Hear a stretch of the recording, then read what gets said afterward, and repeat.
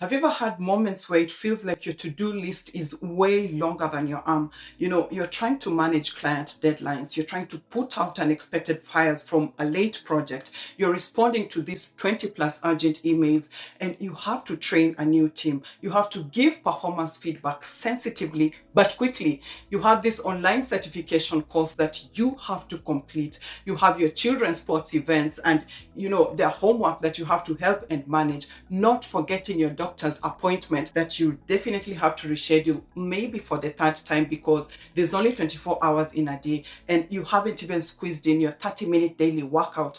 Your close friend's birthday is right around the corner and you have to be present, and you're secretly wondering if you should ask for help, or if something is going to fall apart the moment you let go. I see you. In this video, I'm sharing with you 7 practical steps that are going to help you delegate with more ease, less guilt, and a whole lot more peace of mind. Welcome back to my channel. And if we are crossing paths for the very first time, my name is Nancy. I'm a former airline professional turned entrepreneur. And I took to leadership early in my career. And this is something that I'm forever grateful for. Now I live for helping women to take to leadership as fish take to water, with the least resistance and more mental and emotional freedom to outlast your years in that organization. And I'm also an author, my most recent work being Lead Outwardly Loud. So you'll mostly find me here discussing topics on matters of leadership, professional growth, career advancement, all the while protecting your mental and emotional well-being. So if this is the kind of content that highly resonates with you, kindly consider subscribing, press that notification bell, and you'll get an alert every single time when I release a new video. And to all my subscribers, old and new alike, thank you so much for joining and growing this community. It does go a long, long way.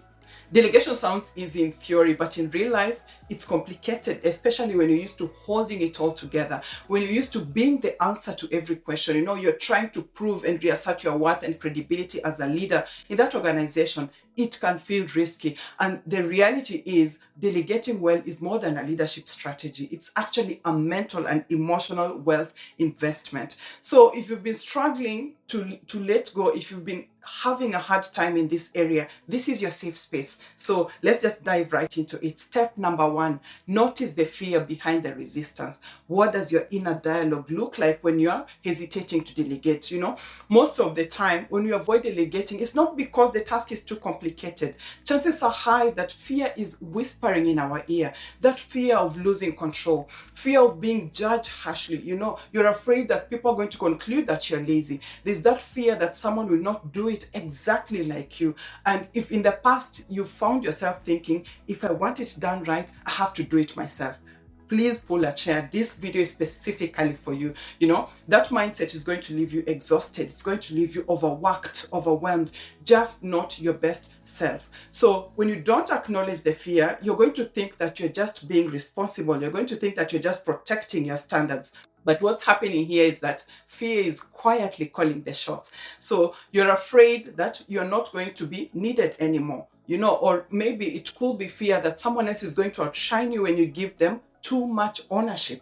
Are you afraid of coming across as weak? Are you afraid that it might reflect badly on you? If you can just put it in words, if you can put whatever it is you're feeling in words, what's really going on underneath, if you can name that feeling, you'll automatically step back into the driver's seat. You'll be replacing that fear, and this shift changes everything. You're going to notice that you're not reacting from a place of anxiety anymore. Now you're choosing awareness, and you're standing because you know what is happening behind the scenes. And also, if you're used to doing it all yourself, there's that element of guilt that might check in, where you feel like you're burdening others or you're not necessarily pulling your weight. But here's a fun fact. Delegation is how you lead well. It's how you protect your focus. It's how you help others to grow. So when you notice the fear, when you notice that fear that is driving that guilt, and it's usually the fear of being seen as selfish or lazy, you can actually challenge it by replacing the guilt with a leadership mindset. Just start reframing delegation not as dumping work, but as giving others permission to exercise their strength, on the job. All the while you're protecting your peace and you're giving yourself room to breathe guilt free. Just that reframe is going to make delegation feel less like giving something up and more like stepping up into your role, but as a strategic and emotionally present leader. And that's the game changer right there. Step number 2, start small and build up from there. And the plan is not to jump right into the deep end when you're learning how to swim. One of the biggest mistakes that we make when you try to delegate is going too big too fast. You're like, okay, now I'm ready. Now I want to do it. Now I'm going to delegate. Now I'm finally willing to let go. Then you hand over one project that needs the most attention from you, and you're overlooking the level of experience and the level of commitment to detail of the person that you're handing the project to. Chances are quite high that the results will be wanting. You will not be as happy with those results. And then you find yourself resolving that you're better off doing everything yourself. You don't have to delegate the most high stakes projects right away, especially if you're working up your trust levels, because you need to warm up. You need to warm up before running the marathon. So just tell yourself, what if I started small? What if I delegated the 5 to 10 minutes task? What if I did a follow-up to just see how I feel? Pick something smaller. It could be prepping a slide deck. It could be scheduling a meeting, organizing a calendar, asking someone to take up meeting notes on your behalf, asking someone to follow up on office supplies, having someone to reply to standard client emails. I could go on and on, but start there, let the momentum build, and suddenly you're going to see that delegation doesn't feel scary anymore. It actually feels smart. And in starting small, what you're doing is you're building trust gradually. And this is a two-way street. You're trying to trust those you're delegating to, and you're also building trust in yourself. Not just, you just don't want to trust other people. You want to also work on yourself. And you're going to see that the world doesn't fall apart when you let go of a few things. You'll actually have tangible evidence that delegation can actually work, and that gradually rewires your mind positively as far as delegating is concerned. So starting small, you'll also notice, will lower the emotional risk. Personally, I believe this is a major determinant in anyone's career success. When you delegate something lower stakes, like just prepping the slide deck instead of presenting it, following up on an email chain instead of leading that project, you're getting practice. You are working up your muscles. You are building that muscle. And that way, when it's time to delegate something big, you're doing it with, you're not doing it with sweaty palms, and you're not suffering from silent panic attacks. Just let yourself build the muscle first. Give yourself permission to do that. Step number 3, pick the right person, not the perfect person. And here's the trap most of us fall into when we're trying to delegate. When you think, in fact, when we decide that we have to find someone who'll do it exactly the way we do, same tone, same speed, same level of detail, same depth.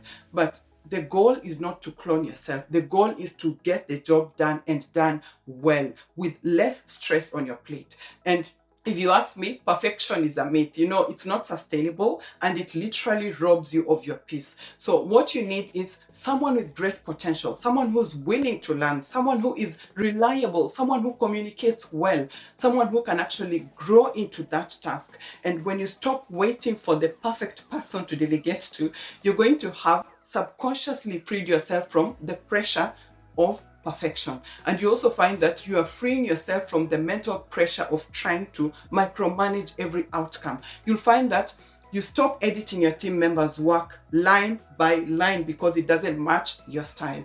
And also, you stop hovering, you stop obsessing, you stop second guessing, you stop over functioning, if it's a word, and you're going to start breathing. You're going to give yourself permission to step back, trusting the process, focusing your energy where it really matters. And here, you're literally telling your brain, I don't have to carry this alone. You're choosing sanity. That is not slacking. That's you being strategic. And in the same token, you'll be creating space for someone else to grow. And as a leader, you have this unspoken calling to strengthen the confidence muscles of your team members. So as you give them these opportunities that come up every once in a while, as you give them these opportunities to step up, to lead, to stretch beyond their comfort zones, you're actually helping them to bring their skills to the surface. You're helping them to operate in those skills. And this is the essence of real leadership, building up the people around you so that you can focus on things that only you can do. So no, They might not do it like you, but they might bring something fresh to the table. They may actually make it better. And you'll see that you're not just getting stuff off of your plate, you're actually leading, but at a higher level. You're multiplying your impact, you're multiplying your capacity without multiplying your stress. So don't wait for perfect. Perfect is going to keep you stuck. Step number 4, be clear, not controlling. Delegation fails not because others are incapable. You know, how you and I as leaders communicate matters. Just think of one of your managers who comes to you and they say, can you take care of this report? And much as the question marks showing up in your head, you still go ahead and say, yes, I'll take care of the report. Yes, I'll give it my best. I'm going to do it. And then you give it your best. And then think of this other manager who approaches you with a similar demand, but then they say, can you complete this report by Thursday? I need you to use last quarter's format. I'm going to check in on Wednesday between 8 and 10 in the morning, just in case you need support. There's one that sounds vague and uninviting. There's another one that feels clear and respectful, more like setting you up for success. So as a leader, you want to master the art of reducing anxiety for everyone. And this is going to automatically happen when you're clear about what you want, when you need it, what done well looks like in your eyes. You know, you don't want to convert your team members into those timeless mind readers, and all the while you're secretly panicking that they will not get it right, they will not do it the way you want. It's quite unfair to them. It's unfair to you. Just tell yourself, you know, clear delegation is equivalent to peace of mind. And then you'll notice that in most high pressure, highly competitive environments, energy is your currency. So being clear is going to help you conserve your emotional bandwidth. And that's gold when you're juggling a million priorities on your plate and trying to stay grounded at the same time. So with clarity, you're giving your people the freedom to do their work their way within the boundaries that you have set, and this is your energy saver. Just the simple fact that you're not breathing down their necks, you're not redoing everything behind the scenes. They know that you're within reach should the need arise. A not so fun fact, you know, some managers will opt for vagueness because you don't want to seem bossy. You know, you find yourself over explaining because you don't trust this person, you don't want to tell them, but the way you're going about it is just going to lead to frustration. So say what you need, say the way you need it, how you need it, then step back and see how you feel within your role moving forward. If you're still with me, please type yes in the comment section, and please let me know if this video is resonating with you or any of the steps that I have mentioned. I'd also like to know where you're watching this video from. Step number 5, resist the urge to hover. You know, you want the job done right. I get it. But the moment you delegate something, your job becomes supporting, not micromanaging. And just think of your own bosses who've in the past handed you tasks, but then they kept checking in every 5 minutes, jumping in when they saw there was a mistake here, a mistake there, editing and redoing your work, everything that screams, I don't trust you. Hovering is going to keep you in a constant state of stress. And if you're big on protecting your mental and emotional well-being, you don't want to keep your brain working as a monitoring spirit, you know, in that hyper monitoring mode, which generally spikes your stress levels and it drains your mental energy. Hovering is emotionally exhausting. So stepping back after you delegate is going to give your nervous system a break. And here you're creating space in your day to breathe, to reflect, to commit to that which requires your level of leadership. And also keep in mind that people will always rise to meet your belief in them. So when you delegate and then you start hovering, you know, you're giving unsolicited feedback, unsolicited advice, offering untimely praise that is just garnished in criticism. You know, you did this, but if I were you, I could have done it this way. Your lack of trust is just bursting on the seams, and people are going to feel that energy. They're going to sense that tone. And in leadership, you want to build trust, not tension. You don't want your teams faking a smile, you know, in the name of gratitude, but deep inside, they're using words that you'll never see the light of day. only because they're human and your presence is beginning to suffocate them. Just delegate, then give space. Even if it feels uncomfortable at first, what you're doing is you're showing trust, and trust builds loyalty. It builds motivation. It creates accountability, and you'll see that delegation only works if you actually let go. So hovering, as we've mentioned, is going to keep you in the stress loop, but trust is going to break that loop. It's going to deliver you from that invisible labor of rechecking things at night, mentally reviewing your team members' performance, everything that gives you the illusion of being in control, but in reality, you are not free. Step number 6, use delegation as a mentorship opportunity. Some people survive leadership, some people shape leadership. So instead of looking at delegation as taking something from off of your plate, try looking at it as investing in someone else's growth. You're giving another person a chance to step up. You're literally strengthening your teams, but from the outside in. And this is a leadership moment. You're just telling your team members in very few words, I believe in you and I mean it. And that's powerful. It's going to help you evolve from being a doer to being a developer of talent. And what better way to multiply your leadership impact? Just think of the people who've played key roles in developing your confidence along the way. Just, that high school teacher that you just cannot forget up until now. Think of the people who've helped in increasing your skill set. That trainer that saw you through your on-the-job training that you cannot just thank enough. Think of those who've helped you have a sense of independence and confidence, a character that spoke to you personally from your favorite TV series, for example.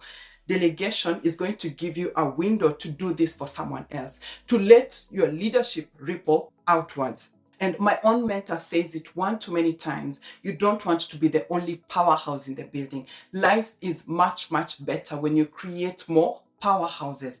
That is, if you want the kind of legacy that lasts or even outlasts you. And then if you're already in leadership, all you want is to guard against staying in the doer mode because it feels safe or because it feels productive in your eyes. The challenge here is to shift from doing to leading. You want to get to the point of creating systems, developing people, setting vision, everything that makes your leadership role seamless. When you approach delegation, but from a mentorship standpoint, you'll be stepping a notch higher in your role. Now, you're not just getting things done, you're growing people who can actually carry the mission forward with you. And then there's this, personally, I believe, is sort of selfish notion of wanting to be the only go-to person in that organization as far as your role is concerned. So you find yourself delegating sparingly. You want to keep specific information to yourself, and it's very strategic just for control purposes.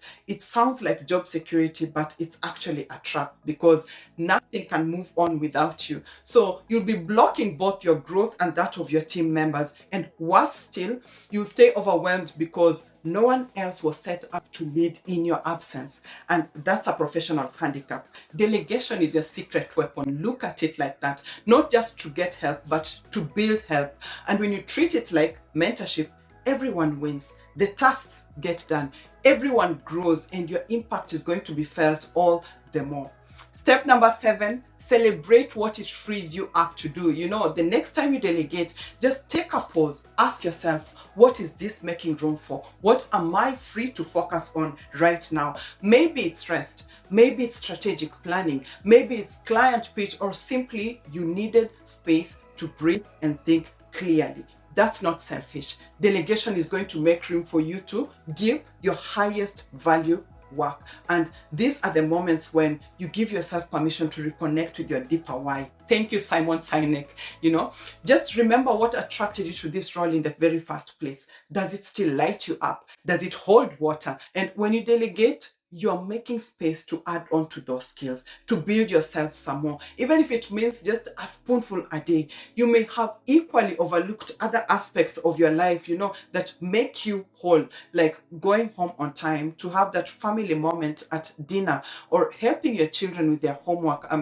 Here I'm just sharing my own personal reality. Whatever it is, if it makes you breathe easier, it's worth celebrating. In the same token, you also want to celebrate what delegation unlocks to you personally. That moment when you notice that your thinking is getting sharper and you experience better emotional balance, you have quality time to rest, and you're literally reinforcing that this is not just about productivity, it's about sustainability. And sustainable leadership is what is going to help you show up fully without losing yourself in the process. It's very, very easy to lose the reward of all your growth if you overlook the small wins. And if you only see delegation as a to-do list tactic, you'll constantly feel like you're still behind. You're still falling behind. Even when you're doing everything right, you'll find that you're delegating, but you will not feel any relief. You'll feel like you're freeing up time, but you don't know what to do with that time, which is still going to play against you and against your overall well-being. So don't just delegate and move on. Notice the shift. Celebrate what made it possible. Leadership is not just about doing more, it's about doing what matters most with energy, with presence, and with peace of mind. So if you're feeling overwhelmed, it's not a sign that you're failing. It just shows that it's time to share that load. If you got value from this video, and I hope you did, please give it a like, subscribe if you haven't already, joined this community. It always goes a long way, and it's quite a joy to have you here. And also feel free to share it with a friend who could be experiencing delegation guilt, now that we've seen that it's a thing. And if you have a moment, please take a look at this video right here on how delegating enhances your mental health in leadership. It's going to help highlight certain aspects of this video right here. And thank you so much for your company, and see you on the next one. Bye.